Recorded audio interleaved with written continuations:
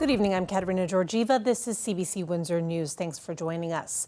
We begin in the city's core, where some residents are expressing frustration with activities around the downtown mission, saying that it is taking a toll on the neighborhood. CBC's Dawson Chen has more. It's been 3 years since the downtown mission of Windsor moved its shelter services to 875 Olette Avenue. And this nearby resident says his patience is at its limit. He feels it's far past time for the homeless help organization to be a better neighbor. There's ongoing and rampant drug use, drug dealing. Acts of public sex on a regular basis, the garbage, the noise. All we're asking for is a good faith effort to control it. And every engagement anybody has ever had with the mission, it's almost like a form letter. We can't afford this. It's beyond our control. It's a litany of excuses. Paul Sinnott's home is across the street from the rear yard of the downtown mission. Sinnott says he has watched the adjacent sidewalks and lots fill up on a nightly basis. He says Plisher Street residents are constantly on guard against property damage and theft attempts.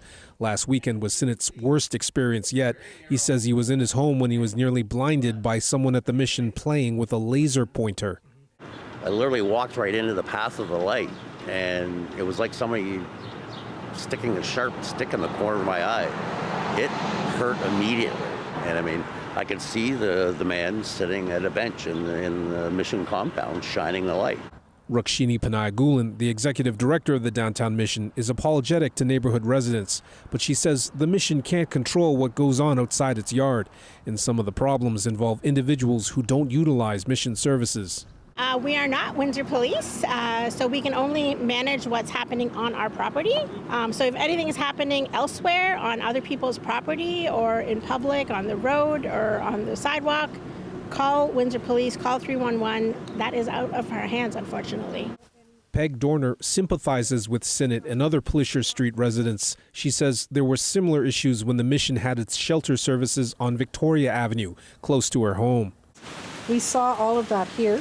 But when the mission moved, all of that moved away from the neighborhood. So this has become a much more relaxed neighborhood, pleasant. When you put two and two together, it sums it up there.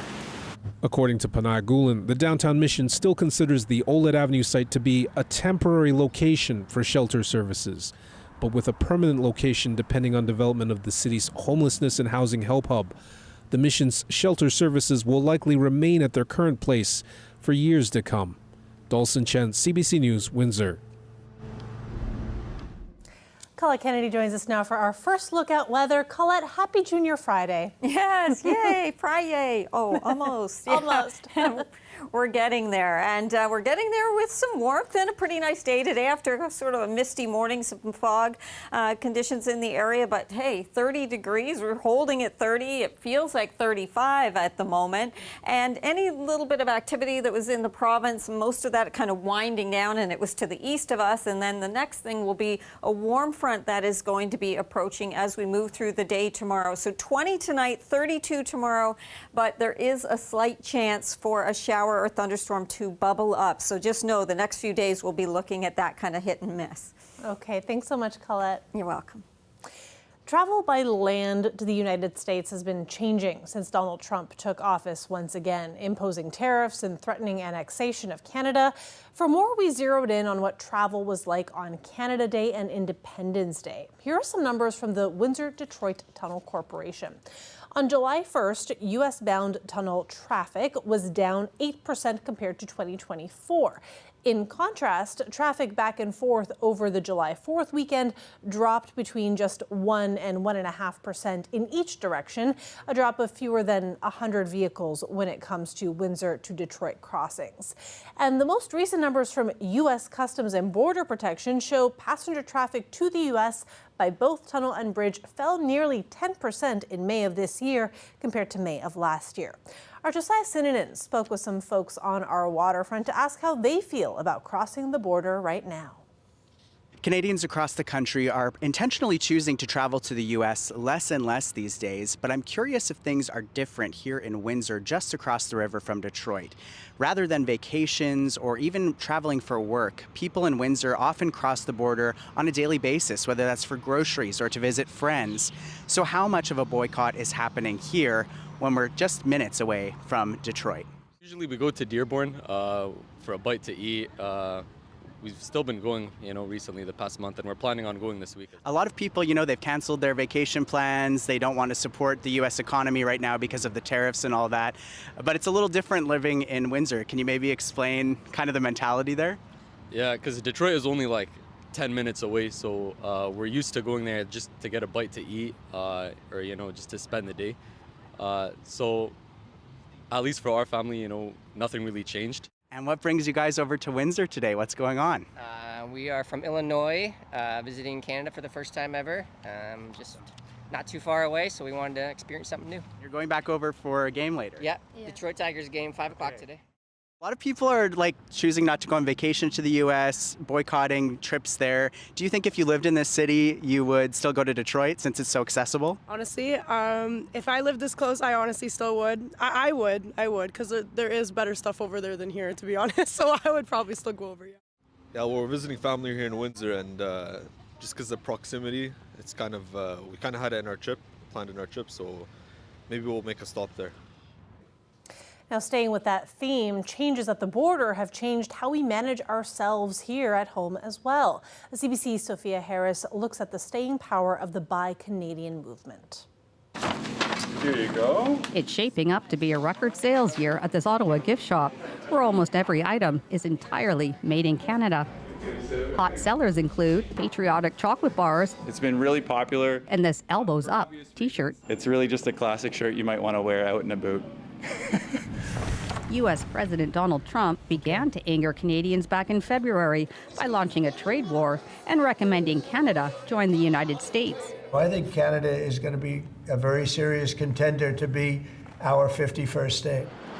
That sparked a boycott of U.S. goods, so sales here soared and continue to do so, up 80% year over year. It's like a big hug from your neighbors across the country saying, we're in this together and we're going to protect our country.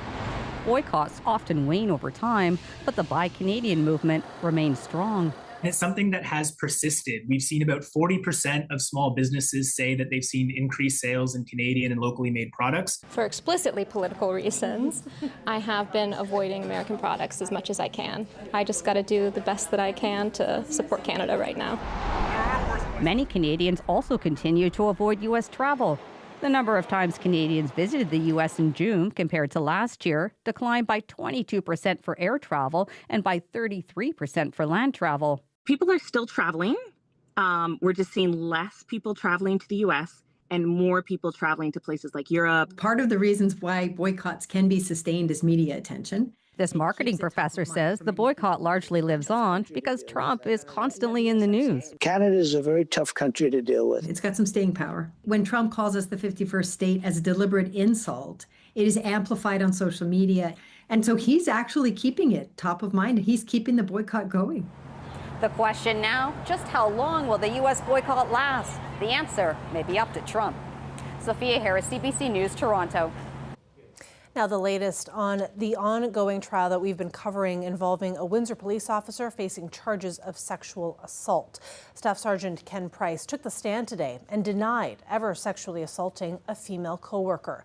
He told the courtroom incidents that she described in her testimony never happened. And in one instance in particular, he was wearing a protective suit that would have made any sort of sexual contact impossible. Closing arguments are expected tomorrow. Police have arrested a teenager in eastern Ontario after an attack on an 8-year-old girl last month. The 17-year-old has been charged with attempted murder and sexual assault with a weapon. Police initially believed an animal might have been responsible. Nicole Williams has the latest. It's a stunning revelation that has shaken this small village to its core. My heart dropped. Right now I'm hurting really bad, yes. Shocked, disbelief, heartbroken, numb. 2 weeks ago, an 8-year-old girl from the community of Quadeville, Ontario, went missing, found after a late-night search, badly hurt. These injuries that this little person suffered were horrible. Life-threatening, multiple injuries, horrible injuries. Police suspected it was an animal attack, warning people nearby to keep young kids inside or under close watch, but not saying what to watch for. We didn't know what was going on. There was a lot of questions like, why are we supposed to keep our kids indoors? What are we supposed to be scared of? Now, in a shocking development, police have charged a 17-year-old male with attempted murder and sexual assault using a weapon on a minor. As things progressed, we started looking at an individual in the community. And as a result of that, we made an arrest. That was on Tuesday, and a day later, the results of forensic testing came back, showing no trace of animal DNA in the girl's wounds. They did have every appearance of being an animal attack. The fact that it was a person is just something we kept as a door that was open. For this small community of less than 300 people, the news of what may have happened to this little girl cuts deep. It's very sad. I'm sorry. I didn't know her personally, but I see them all the time. It's very sad. Police are not sharing details about the suspect because he's a minor. The teen scheduled to appear in court next week, but OPP's investigation continues, with officers still on the ground asking questions. And with tensions here at an all-time high, police are now looking to face those head-on. They're going to be hosting a town hall here on Saturday in the hopes of finally being able to provide some answers. Nicole Williams, CBC News, Quadeville, Ontario. We're going to shift gears now to a different kind of story. It is a one-of-a-kind van that has delighted Windsorites for generations now. A cosmic cruiser, unlike anything else that you'll see probably anywhere in the world. It's a local creation, and it is celebrating a major milestone birthday this year. Our video producer, Mike Evans, brings us the story by meeting up with the artist behind it. Hi, I'm Ivan Bennick, and today we're going to be talking about the Cosmic Cruiser. For the longest time, and there's written stuff that the Cosmic Cruiser is 34 feet. Well, I don't even know where that 34 feet came from, and then I started believing it. And then about 2 years ago, my grandson and I, we threw the measuring tape underneath it and measured it tip to back, and 32.5 feet. Well, the special anniversary is actually 40 years of this present body, not necessarily the overall length, but the present body came out this time 40 years ago. Kind of feel like Batman rolling down the road most of the time because everybody and their brother knows, hey, Ivan! Yeah, makes my day. There was a lot of radical vans that I've seen over the years at Van Nationals, you know, like the 7,000 vanners show up at one event. The radicals really got the attention, even if they were in primer. So I went, wow, I can really let loose with that. So I sold my very first van and flipped the money into this one and kept on going, never stopped. When you drive around town, what kind of reaction do you get from people when they see it? Like in Windsor, people are fairly quiet about it because they've at least heard about it, so then they're not so surprised when they see it.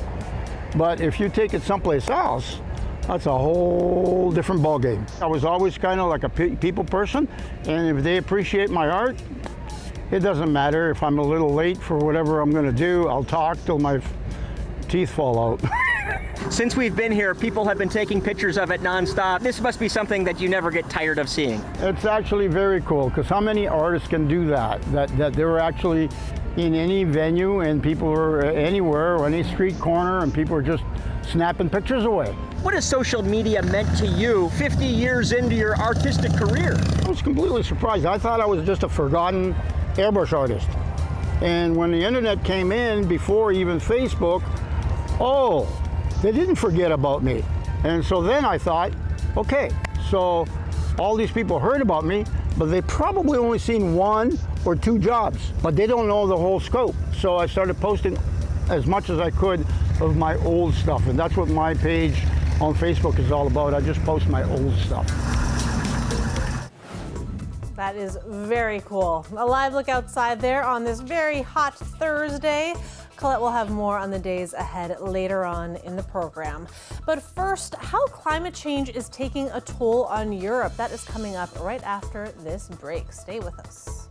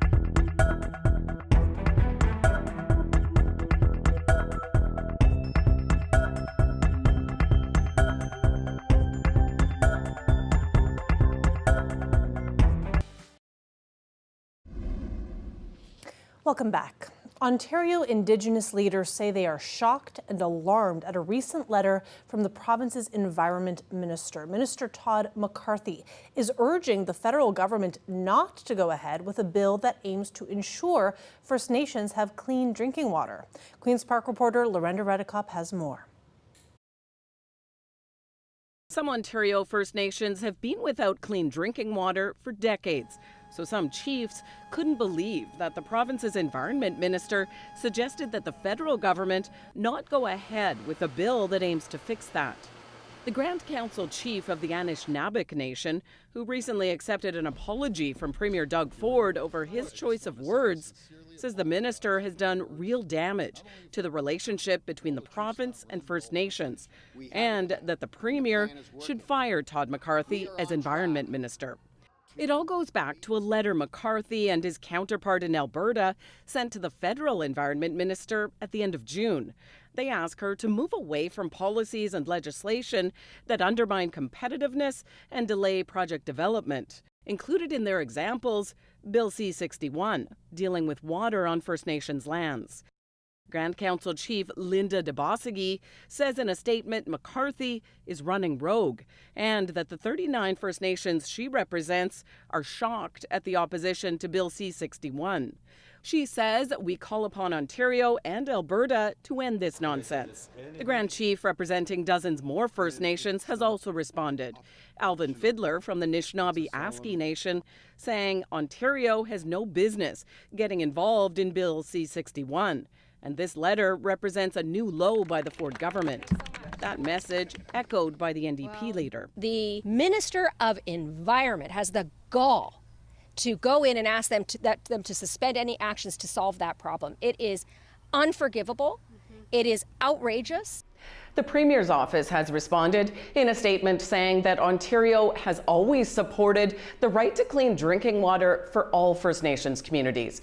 It also says the intent of the letter was to impress upon the federal government the need for regulations that support economic growth. Lorenda Radicomp, CBC News, Toronto. A new study suggests climate change may have more than doubled the number of people who died in last week's heat wave in Europe. Nicole Mortillaro takes us through the findings. Heat waves are notorious as a silent killer. Everybody is at risk. If you go out without water in the middle of the day to do jogging, have a bike ride, you will probably have severe health problems or even die. From late June into early July, parts of Europe suffered extreme heat. Temperatures soared above 40 degrees Celsius in some regions.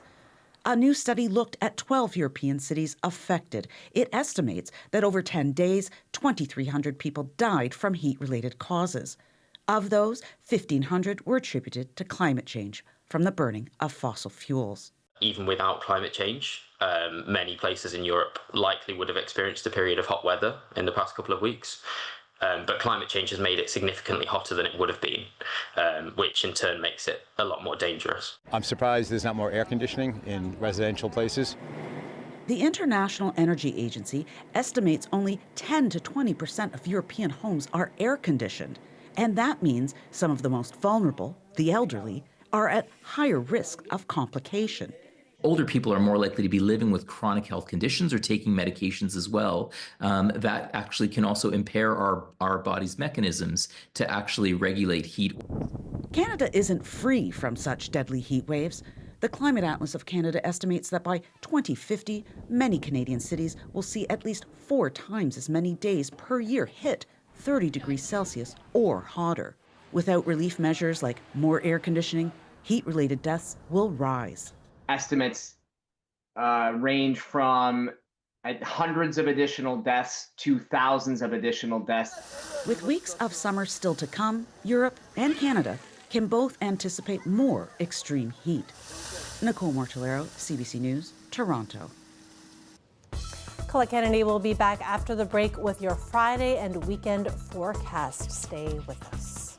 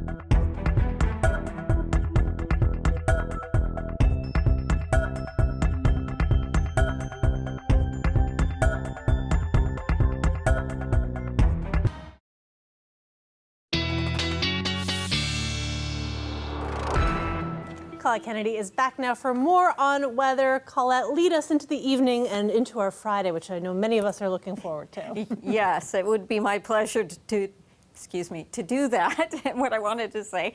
Yeah, looking at the temperatures, so we certainly have a warm evening on our hands, 30 degrees, 28 for Chatham, Kent. Where you notice, a little bit cooler as you push towards Sarnia there, and that's kind of been the trend. There have been a few areas where there have been some pop-up thunderstorms too, but those have been further east. But a little bit of that energy, it's a nearly stationary front that's kind of draped here pretty close to the lower Great Lakes. Feeling like 33 at the moment, so that's not oppressive, but the trend moving forward is of temperatures rising, but also of humidity going up. So we have that, there'll be a little bit of up and down into the weekend, but kind of that's the overall trend going all the way into next week. There's some of that activity that was bubbling up along that boundary, and that's sort of winding down here as we get closer to our sunset. And then back to the west of us, this is along a warm front, the thunderstorms you're seeing here. So that's what's going to be moving in. We get into that new air mass, we'll have those temperatures rising, and it's actually on the backside of that system when that cold front goes through, that could spark some stronger storms that we'll be watching for as we move into the weekend. So let's just take you through what's happening kind of tonight and getting into tomorrow. Tomorrow, a slim chance here. I put it at about 30%, but could get a little burst of some wet weather rolling on through. Then we should dry out. And then the next chance is really not so much through the day tomorrow, but as we get into the evening. I've stopped this here at 10 p.m. Okay, so later on Friday night. But if you've got some plans that are going to keep you out a bit later, well, then you'll want to take note of that. Saturday starting off pretty dry, but then there's some of that energy coming towards us. And so the timing with that we're going into the afternoon, so we're getting towards the peak daytime heating, and then we've got that lifting mechanism coming. That's why I'd be, just staying kind of tuned into what's going on around you in terms of some of those becoming active with any kind of warned storms in that situation. Overnight temperatures tonight, some high teens, but I think we're going to hold Windsor at 20 degrees for that overnight temperature. Here we go tomorrow. 32, going up to 37, 38 for that humidex. Saturday, 33, and yes, feeling closer to 40. And then the temperature, I know it's not much, but it dips a couple of degrees into Sunday. But really the trend overall, like I said, is going to be heat and humidity. Oh yeah, 30s across the board. There you Summer, go. Here we are. All right, thanks Colette. Thanks everyone for watching. See you tomorrow. Good night.